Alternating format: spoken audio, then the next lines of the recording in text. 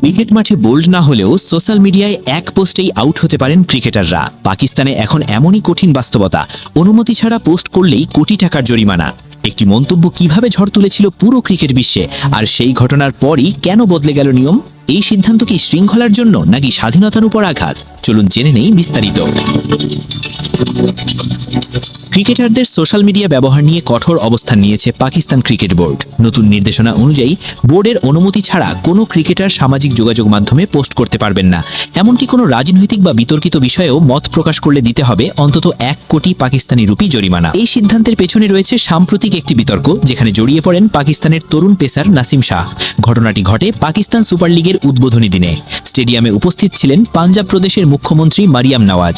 সেই সময় একটি পোস্টে তাকে ব্যঙ্গ করে মন্তব্য করেন নাসিম। তিনি লিখেছিলেন, কেন তাকে সবসময় লর্ডসের রানীর মতো সম্মান দেওয়া হয়? এই মন্তব্যই মুহূর্তে ছড়িয়ে পড়ে সোশ্যাল মিডিয়ায় এবং শুরু হয় তুমুল বিতর্ক। যদিও কিছুক্ষণ পর পোস্টটি মুছে ফেলেন নাসিম, ততক্ষণে তা ভাইরাল হয়ে যায়। পরবর্তীতে নাসিম দাবি করেন তার অ্যাকাউন্ট হ্যাক হয়েছিল, কিন্তু এই ব্যাখ্যায় গ্রহণ করেনি বোর্ড।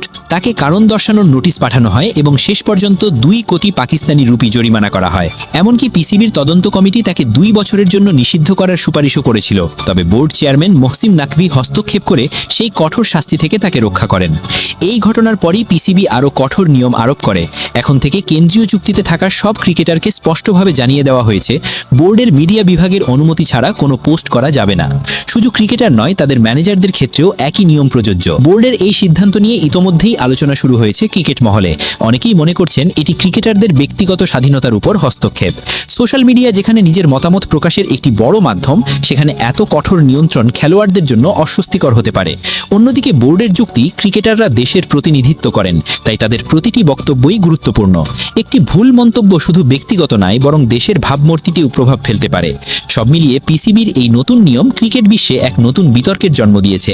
এখন দেখার বিষয়, এই কঠোরতা ক্রিকেটারদের আরও সচেতন করবে নাকি তাদের স্বাধীনতা সীমিত করে দেবে।